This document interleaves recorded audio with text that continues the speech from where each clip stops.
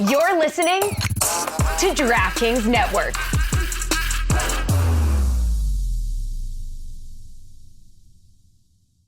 Hi, I'm Ben Stiller from the Academy Awards snub movie Dodgeball. You know, this election is a lot like Dodgeball. Kamala Harris is the average Joe underdog, and no, this isn't a time for jokes. You know what? It's way too important. Donald Trump wants to terminate the Constitution. Project 2025 will give him nearly unlimited power. We can't let him get anywhere near the White House. So, vote for Kamala Harris. Yeah, see, that was better. The serious version was much better, right? Paid for by Harris for President.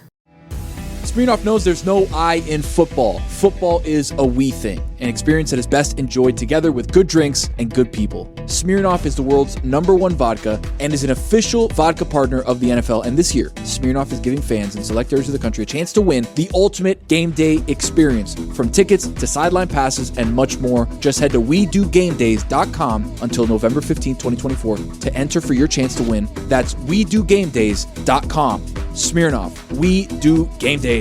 Please drink responsibly. Smirnoff number 21 vodka, distilled from grain, 40% alcohol by volume. The Smirnoff Company, New York, New York. Please do not share with anyone under legal drinking age. No purchase necessary. 21 plus. Ends November 15, 2024. See rules at website for participating area and other important details. Sponsored by Diageo Americas Inc., New York, New York. This is the Dan Le Batard Show with the Stugotz podcast. This episode of the Dan Le Batard Show is presented by Smirnoff. We do game days. Please drink responsibly. The Smirnoff Company, New York, New York. The bucket of death is somewhere here around the corner. We're all fearing it. Mike Ryan is muttering under his breath because he can't seem to miss with his days off this bucket of death. We're only doing it once a week because it had gotten too unruly. I somehow have not yet lost this season. How do you guys feel about a T-shirt, "Get Off Your Lawn," after the Bob Costas segment? Because niche.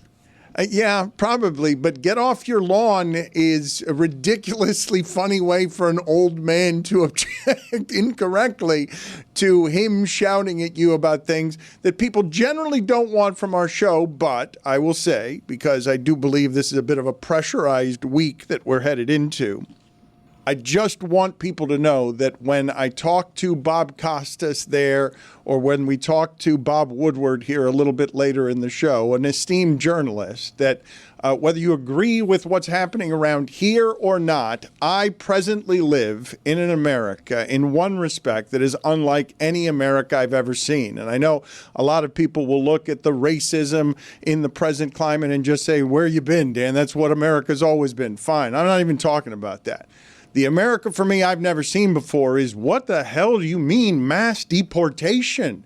Like, the place where it is that we ended up getting in trouble with ESPN was on Send Her Back chants. Like, as an immigrant show, as in a city that's like built by exiles and foreigners. Like, what do you mean? Like, mass deportation. Well, how are you going to go about doing that? The Daily Show. I could tell you. Was the Daily Show this past week was actually really, the Monday that Jon Stewart did was really crushed informative on that front. But you mentioned the merch, Dan. Yes. And I have a funny merch story because we have this shirt that's been really well received by Miami Hurricanes fans. Pro porn Chris? Oh, no. Angel knocked it out with the design. It's a quarterback doing the Heisman pose, but mimicking the Zombieland celebration, which was invented by Western Kentucky. Not trying to take anything away from Western Kentucky. But I ran into a couple people rocking this shirt at Hard Rock Stadium, and I sauntered over to them. I'm like, "Hey, guys, nice shirt. Where'd you get it?" Thinking that they'd be like, "Hey, oh, it's Mike Ryan. Dude, well, of course we." They're like, "Hey, are you familiar with the Le Batard Show?" I'm like, "A little." He's like, "Yeah, well, they came out with a design, and my buddy and I, we bootlegged it. Actually, we know somebody that works on it. Do you know Tony? He's my brother-in-law." No. So here's the story. Tony, no. So here's the story.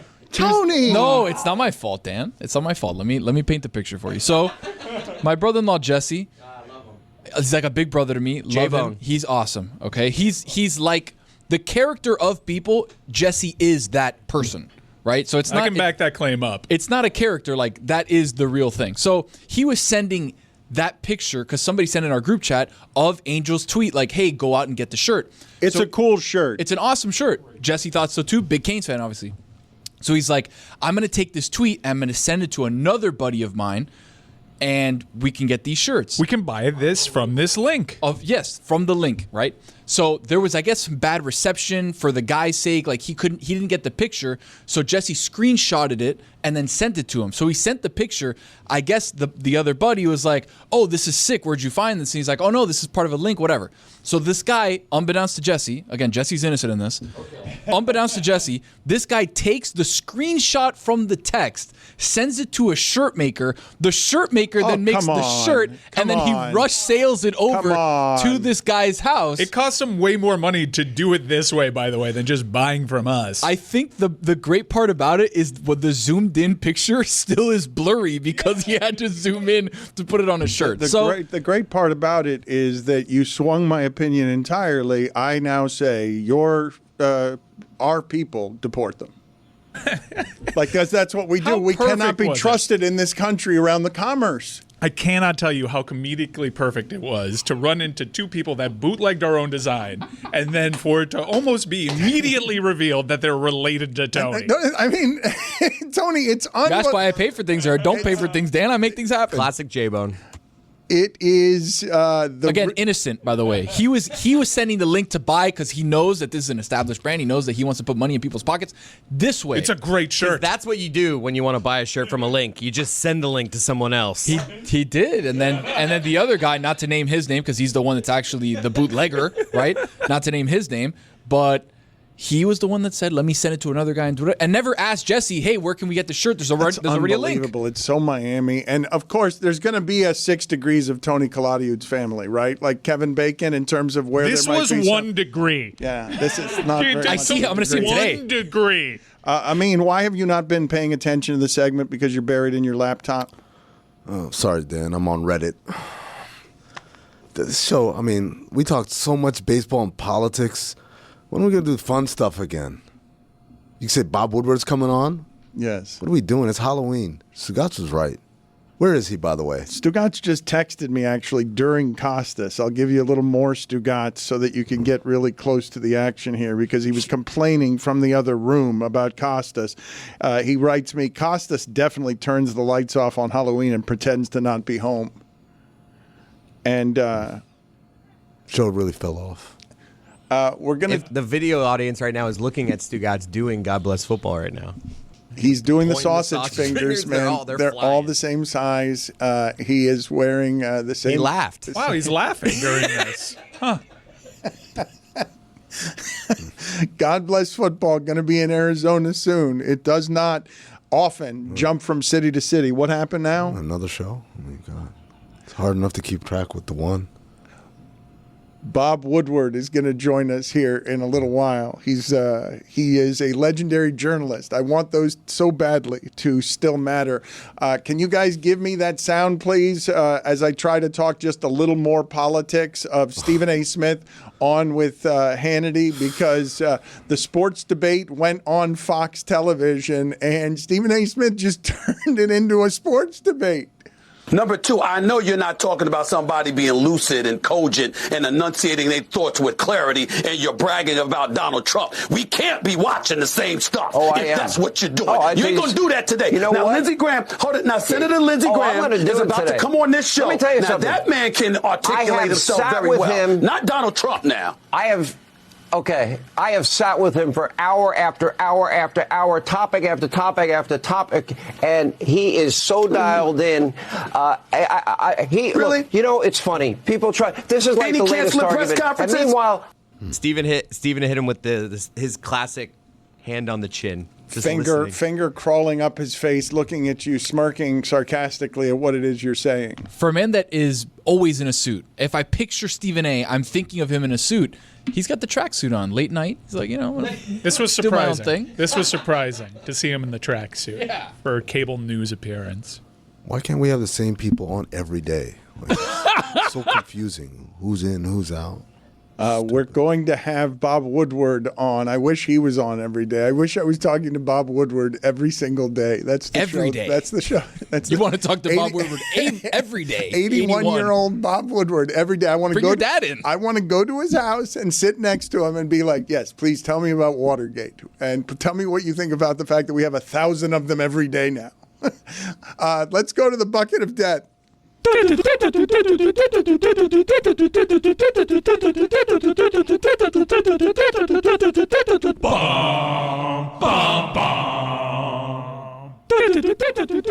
do they even do this? I mean, no one even pays off the punishments or anything.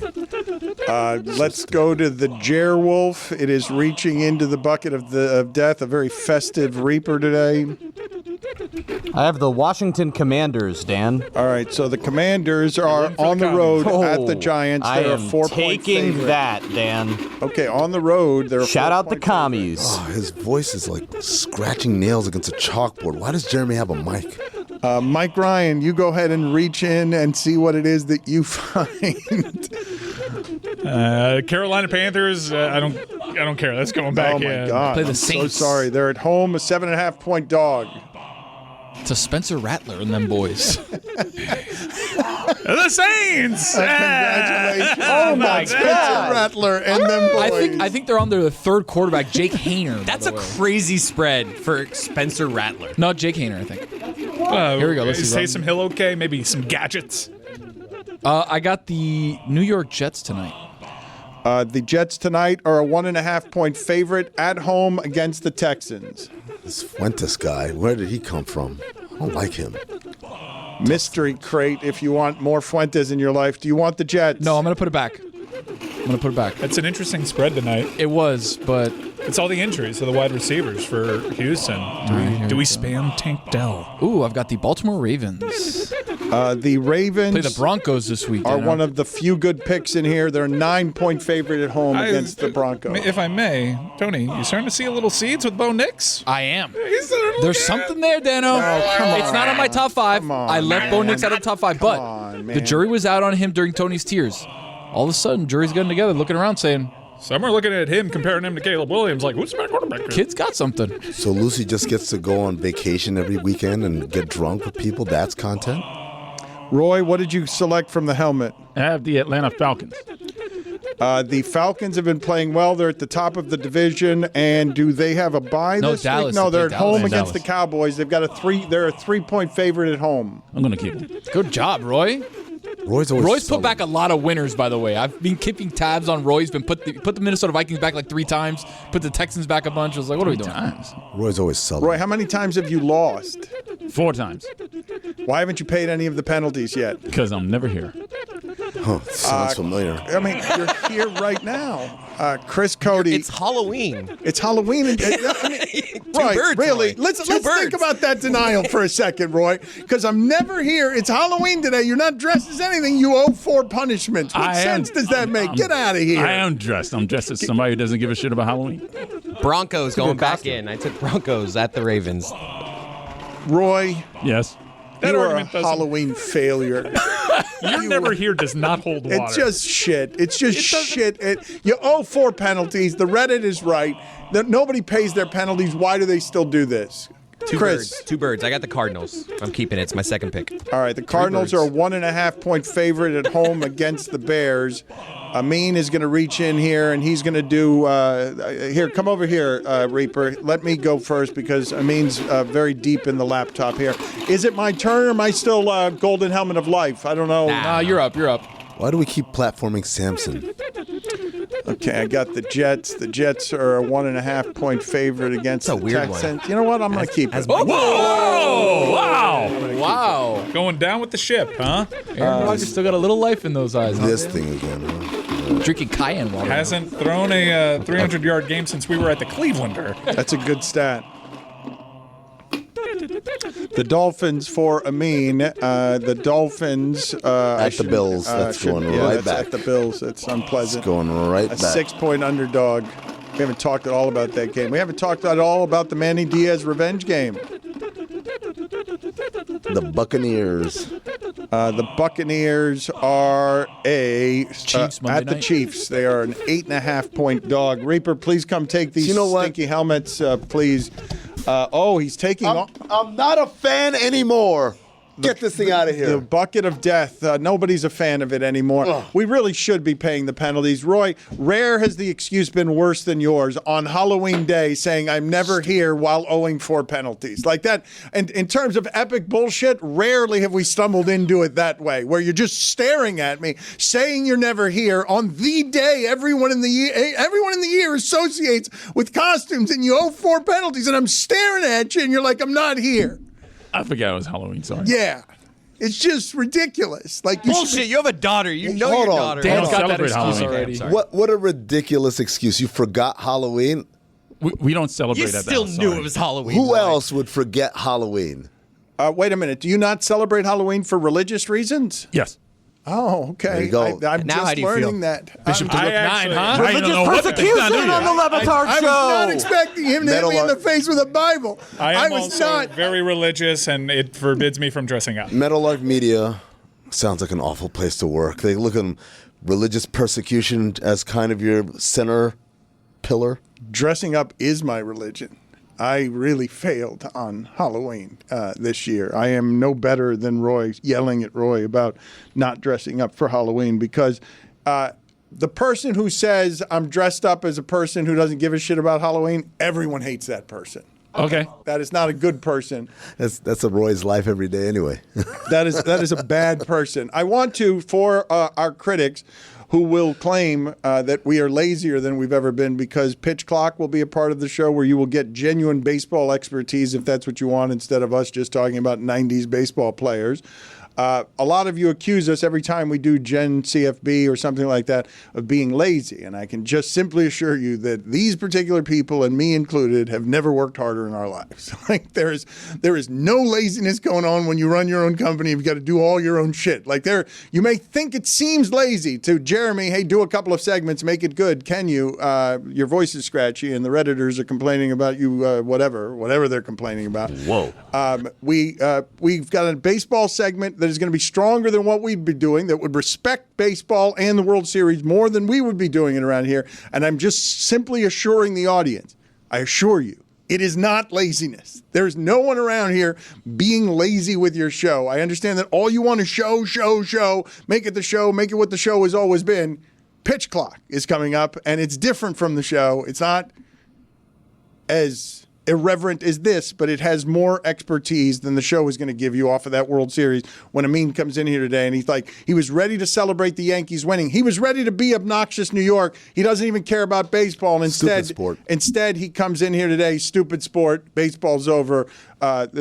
We have not cared about a World Series like this one in a few years, since maybe the Cubs were in the World Series. I'm telling you, this little gauge that I have, bowling last night. I bowled for 3 years now. I've never seen everyone was watching it. Everyone was living and dying. Like, it was the most, I at one point just looked around and I was like, this is the most interest that I've seen with baseball anywhere. And it's all gone now. That's true. Nobody cares. But for the series, though, I'm telling you, people were into it. It might have been able to drag me back if it went 7. I was learning all sorts of great things. I'm like, who's this play-by-play guy? He's good. Me too. How do you feel about the fact that we are sandwiching this little bit of show between Bob Costas and Bob Woodward when people don't want? We got a 70-year-old Bob, and now we're bringing on an 81-year-old Bob instead of talking about the World Series, because I want to talk. I want people to know from a reporter who is hugely credible at a time I think that should still matter, what Trump's feelings really are on the military. He's researched it, he's reported it, and he's written a book about it. Here's what I love, right? Bob Woodward. This is something that I learned in 2016. I thought there were certain things that were unalienable truths. Like if you say certain thing like, oh, everyone stands on the same side of this. For instance, in 2016, I thought Nazis, clearly, we all get it. Nazis are bad people, right? And what I learned is like, oh shit, there's like people out there like, doing that. So Bob Woodward, you're saying this, I'm like, yeah, this guy's a legend, Watergate and all the president's men and all that shit. I'm like, this guy is a hero of not American journalism, of America, right? We all learned about him in school. I'm going to be interested in how people say, this old guy, who the is he? I'm waiting for this reaction to what I thought was an unalienable truth that Bob Woodward is a great, great American. Are there any inalienable truths anymore? Because I think it's inalienable, or is it unalienable? Which is it? Tony? Inalienable. Wait, you made it analable. You made it. Now you're talking. There it is, ladies There's and your gentlemen. brand. There's the niche pro porn. I'm sure everybody will be buying those T-shirts. Roy, earlier this week, we interviewed Wall, and you're never here. Yeah, I'm never here. Yeah. I talked to him about porn. You what? Yeah. You don't even watch our clips?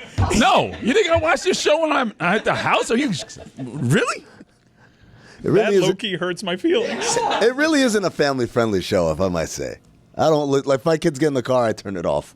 And you're the one that just said 2 F-bombs. I was going to say, time. you're the biggest culprit. No, because I know the deal. I'm a fan of the show. I was a fan of the show. I threw it away though.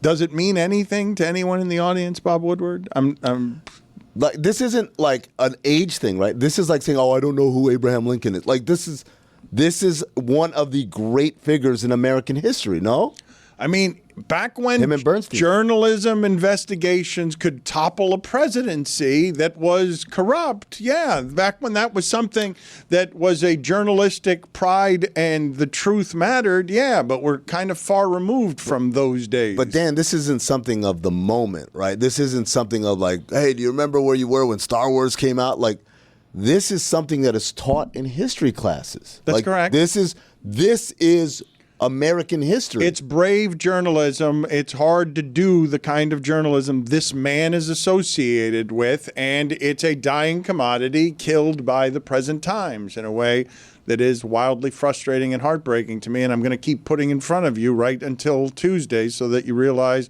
whether you like it or not, how much it matters to me. I really wanted to take your Manny Diaz bait during the bucket, but since Amin was cosplaying as a Redditor, I did not want to give that criticism life.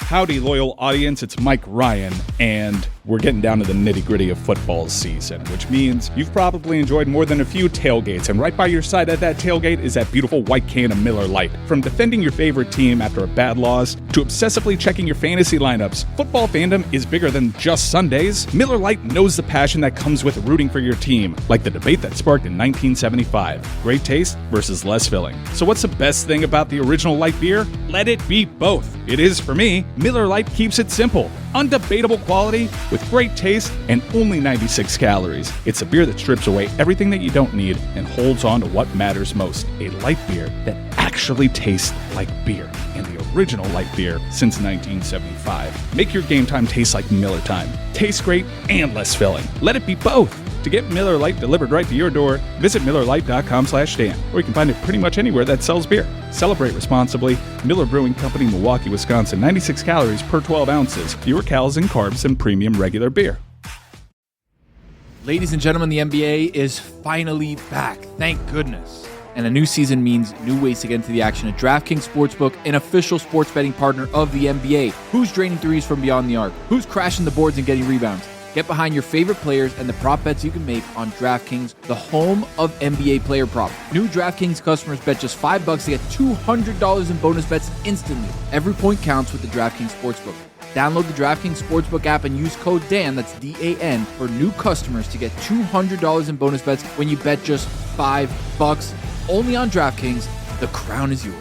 Gambling problem? Call 1-800-GAMBLER. In New York, call 877-8-HOPE-NY or text HOPE-NY 467-369. In Connecticut, help is available for problem gambling. Call 888-789-7777 or visit ccpg.org. Please play responsibly. On behalf of Boot Hill Casino and Resort in Kansas, 21 and over. Age and eligibility varies by jurisdiction. Void in Ontario. Bonus bets expire 168 hours after issuance. For additional terms and responsible gaming resources, see dkng.co/bball. Don Le Batard. I ain't never met nobody in the world that's gonna hate on Blue's Great Clues, nomination. Bruh. Like, who don't like Blue's Clues, bro? If you don't like Blue's Clues, you're a loser. Stugotz. Look, you get one paw print. That's the first clue.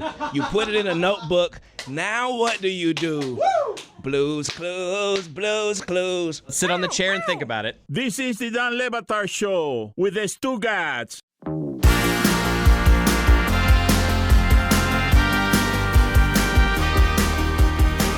journalist. He will find this awkward, but he isn't somebody who requires introduction, but I'm going to do it anyway. He is right now an associate editor at the Washington Post. He's worked there for more than half a century. He's got 2 Pulitzer Prizes that he shared, and his new book, War, is his 16th #1 bestseller. On the back of the book, some of the praise that comes in: maybe the best reporter of all time, a great journalist of our time, one of the greatest explainers of how our government works, how our politics work, not the kind of government and politics that we're taught about in high school or college and textbooks, but how they really work in reality. He is truth's gold standard, according to a former executive editor of the New York Times. Bob Woodward is with us. Thank you, Bob, for making the time. Thank you. The reason I wanted to have you on is because this is a thoroughly reported book by you, as always, and it is called War. Bob Woodward, as I told you, is an accomplished journalist, historical icon, really. This book, the reason I wanted to have you on is I just wanted to explain to people, because I don't understand it, Trump's seeming disdain for the military, as you've reported it. Can you explain to me why it is that a former president of the United States would seem what looks like to me from afar as disdain for the American military? Well, because some of the leaders in the military, like General Milley, have denounced Trump and said he's the most dangerous person ever. This General Milley, one of the most respected people in the military in Washington, just says Donald Trump cannot be trusted. And he speaks for lots of people. As we know, all the list of people who worked with Trump are now not only saying they're not supporting him, they're saying he shouldn't be on the ballot. What was the most surprising of your reporting as someone who I don't imagine gets surprised very often with as much as you've seen? Well, the surprise level is high in all of this, but the key is Trump is such a danger to the country. Trump wants personal loyalty to him, not to the Constitution. But all of the people who serve in the military, serve in senior positions in the government, have to be loyal and wedded to the constitutional order. Trump is not. He disdains it. It's all personal. He wants to be in control of everything. And that's the danger. We have laws, we have the Constitution, we have historical tradition. Like when you lose an election, you acknowledge it. 2020, 4 years ago, Trump still will not acknowledge that he lost 60 court cases. Some of Trump's close associates, like Senator Lindsey Graham of South Carolina, have said to Trump, forget 2020. You're with all these people who believe we didn't go to the moon, or that, and you are staring down reality. Look, the whole business of reporting, we aspire to explaining reality. People in government should explain and deal with reality. You can't be off in this fantasy land. And the idea that Trump has somehow, he really won in 2020, it's absurd. No one believes that, even his associates. But there he is, clinging to this giant untruth. Your best pop psychology theory, a little bit of, as you look at what is happening with Donald Trump, does he not understand service? Does he not understand sacrifice? How do you arrive at having an open disdain for people willing to die for the country? He does not look, we have a constitutional order in this country, thank God. And as George Washington said, the Constitution is an experiment. America is an experiment. And when you lose, you have to acknowledge that. And he has not. I mean, the things that Trump has done, I'm sorry, I've got notes here because I believe in notes. Trump is a loner. He does not like advice. He doesn't want to hear from somebody else, doesn't like the truth. You know, and this whole business about 2020 is absolutely contradicted by 60 court cases. His close associate, Lindsey Graham, the South Carolina Republican senator, tells him, you know, walk away from this. It's not true.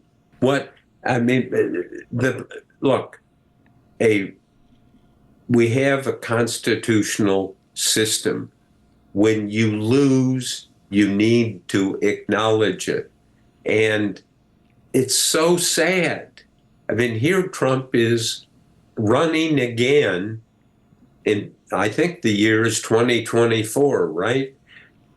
Can't get away from 2020. I mean, he called his associate, Lindsey Graham, after he'd done one rally, and he said, "Oh, Lindsey, it was great. I only brought up 2020 twice. 2020 is over. It's finished." The courts have said that. Trump associates have tried to lead him of this illusion, and he will not. And the problem is, Trump has got, I mean, I'm sorry to go to notes because there's so much information here.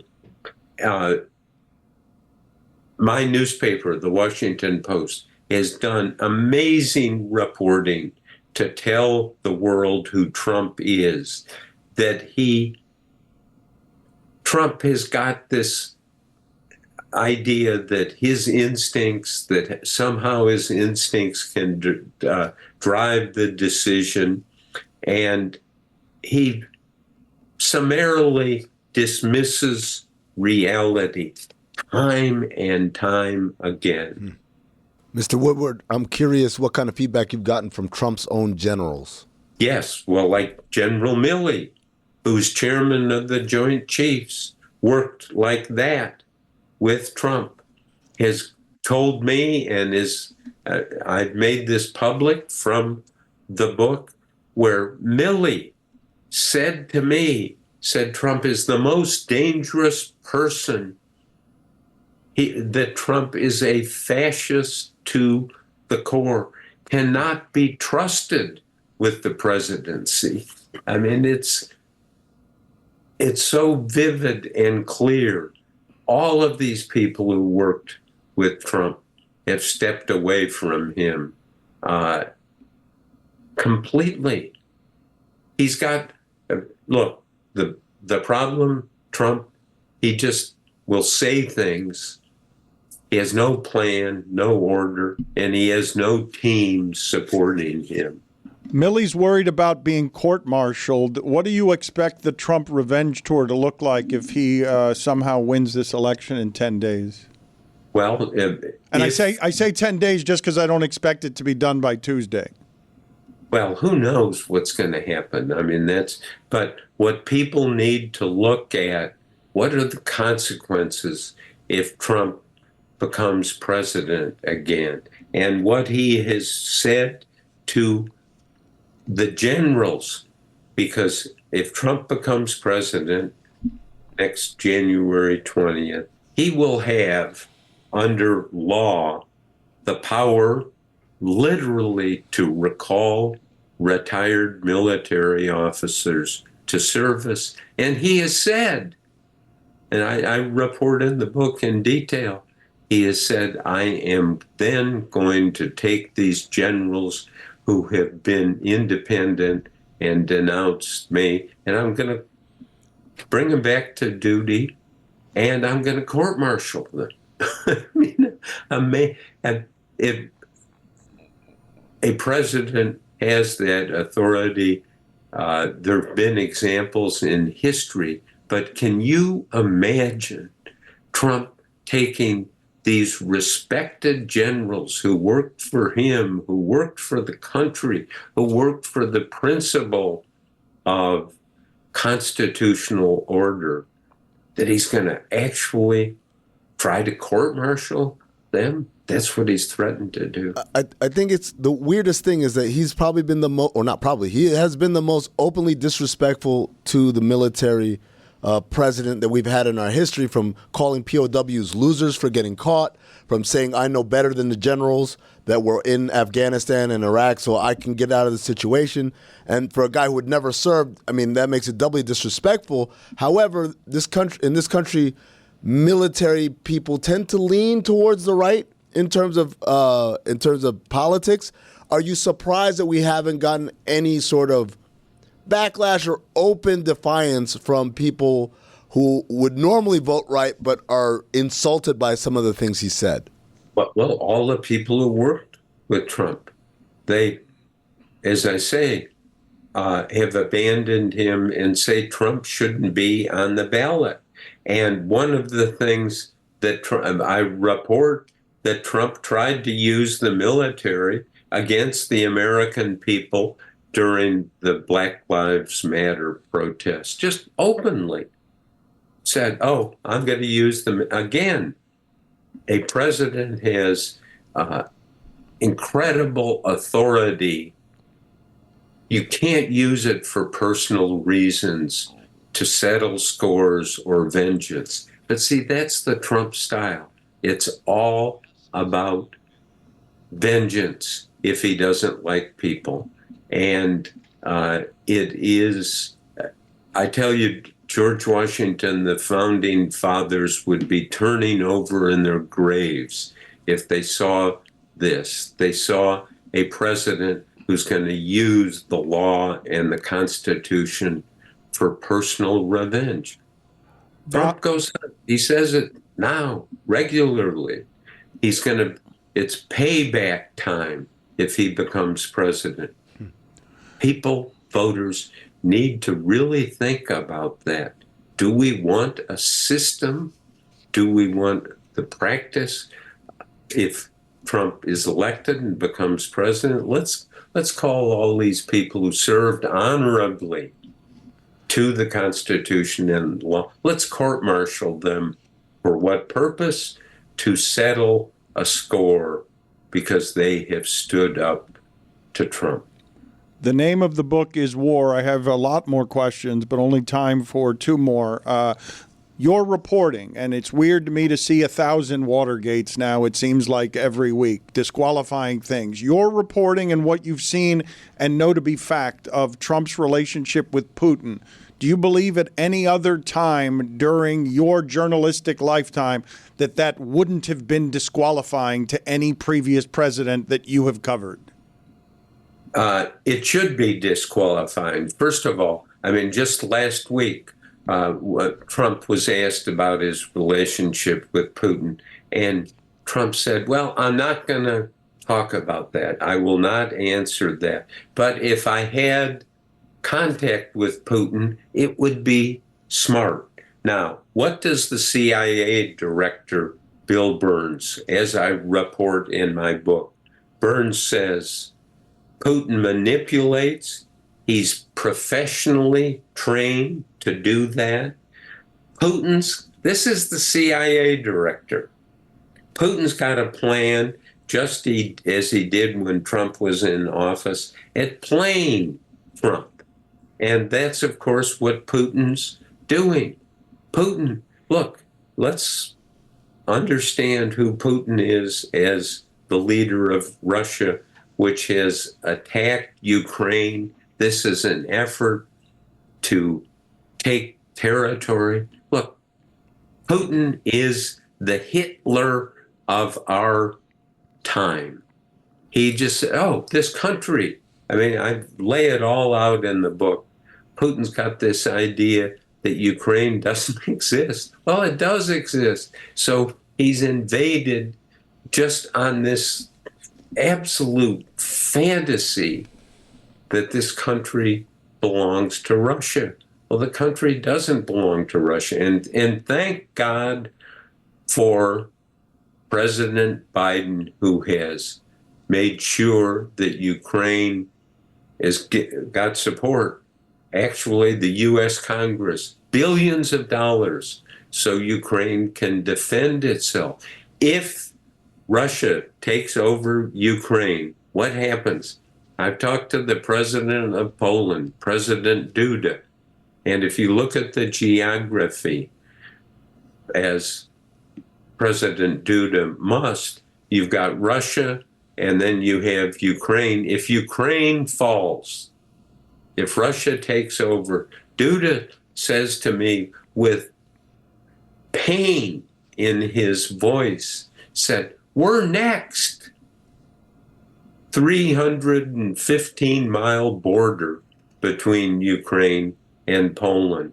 And look at history. When Germany from the other side took Poland in 1939, now, as Duda points out, now we're going to get it from the other side. We're going to get it Russia and Ukraine.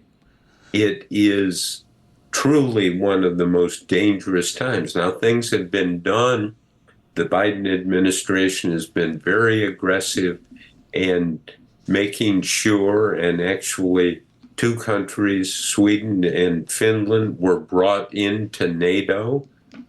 Very, very important, because once you're in NATO, there is an agreement. An attack on one country is an attack on all.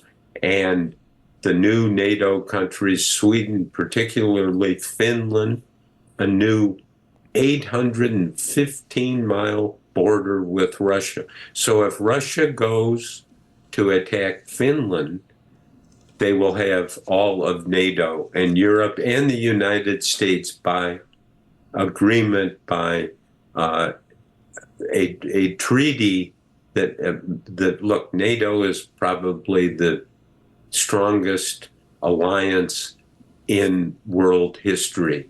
And of course, Putin doesn't like that. Very unhappy to see an expansion of NATO, but it has happened, and it's something to, in the world of chaos we live in, it's something to take brief comfort in. Last question here for the legend, a real American icon, a historic figure. War is the name of the book, and he is one of the Watergate reporters. You find yourself in the middle of the Washington Post, as all around the Washington Post, a reported 8% of subscribers have canceled, hurting the journalist, not Jeff Bezos. And it's unclear how much your owner, Jeff Bezos, had to do with the Washington Post not making an endorsement this year. What is your most honest appraisal of someone who has cared about this business for a long time, cares about that newspaper, and finds himself... I love that newspaper. It's an important institution in this country. And on the reporting news side, they have demonstrated and proven the threat of Trump. It's not some surmise. It is one of the most solid cases that has ever been assembled. And so now this idea that the editorial page is not going to back up the reporters is unacceptable and sad. Traditionally, go back to Watergate, other times when the reporting has stood, sometimes it's been very controversial, and the editorial page and the owners get behind it and say, we are one newspaper. Institutions like the Washington Post are strong when they hold their ground together. Yes, we have a news side and an editorial side, but the news side has proven case, remember the old in geography QED, because it's been demonstrated that Trump is this absolute threat. And the editorial page should embrace that. And there's been some very vivid walking away from that. The editorial page of the Washington Post needs to deal with the reality of this threat. Bezos has interfered? Like, do you think we can say that flatly? Is that being reported? I don't know what is known as fact here. Well, he obviously wrote his views on this as the owner. He's entitled to that. I know Jeff Bezos going back, and like anyone in journalism or business, you have to deal with reality. And the reality is that Trump is this massive threat. We've proven it. Other news organizations have proven it. The New York Times, the Wall Street Journal, television, and for the editorial page to take in any form the view, well, we've got some other view. There's one view because the case is so overwhelming. The case is just cannot be rationally disputed about Trump. Bob, the work for 50 plus years has been extraordinary. Thank you for sharing it with us, sir, and sharing your thoughts as well. Thank you. Howdy, loyal audience. It's Mike Ryan, and we're getting down to the nitty-gritty of football season, which means you've probably enjoyed more than a few tailgates, and right by your side at that tailgate is that beautiful white can of Miller Lite. From defending your favorite team after a bad loss to obsessively checking your fantasy lineups, football fandom is bigger than just Sundays. Miller Lite knows the passion that comes with rooting for your team, like the debate that sparked in 1975. Great taste versus less filling. So what's the best thing about the original light beer? Let it be both. It is for me. Miller Lite keeps it simple. Undebatable quality with great taste and only 96 calories. It's a beer that strips away everything that you don't need and holds on to what matters most. A light beer that actually tastes like beer. And the original light beer since 1975. Make your game time taste like Miller time. Tastes great and less filling. Let it be both. To get Miller Lite delivered right to your door, visit MillerLite.com/stand, or you can find it pretty much anywhere that sells beer. Celebrate responsibly. Miller Brewing Company, Milwaukee, Wisconsin. 96 calories per 12 ounces. Fewer calories and carbs than premium regular beer.